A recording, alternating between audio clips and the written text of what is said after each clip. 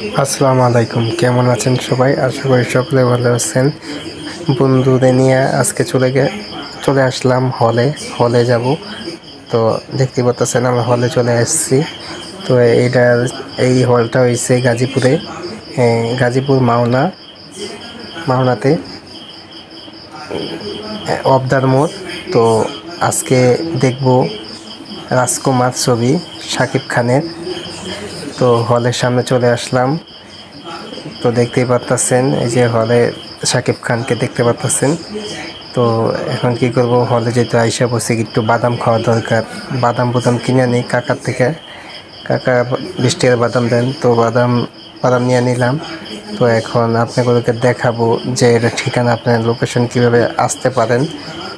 দেখেন ওই জায়গায় লেখা আছে মাওনা চৌরাস্তা গাজীপুরে অবদার মোড়ে। এই মাওনা আইসা যে কোনো রিস্কাওয়ালা বললেই আপনাকে নামায় দিব। তো এখন আমরা দুই বন্ধু ছবি তুলতেছি আর কইতাছি আমার টিকিটটা কোথায়। আপনাদেরকে টিকিটটা দেখাইতেছি। এই বেটা, টিকিটটা দেখাও। তো ছবি তুলতেছে। তো বললাম টিকিটটা দেখাও। আপনাকে টিকিটটার দাম নিছে 150 টাকা। একটা টিকিট, 2টা টিকিট 300 টাকা নিছে। তো আমরা এখন টিকিটটা কাটলাম। তো ঢুকে যাব আমরা এখন হলের ভিতরে। তো আমরা ভিতরে গেলাম।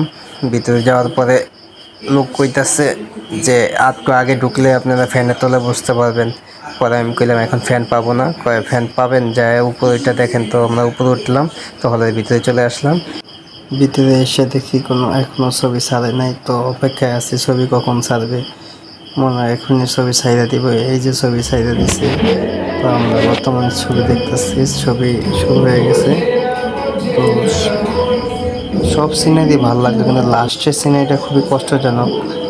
আমি আসলে মানতে পারতেছি না। তো আজকের মতো ভিডিও এই পর্যন্ত।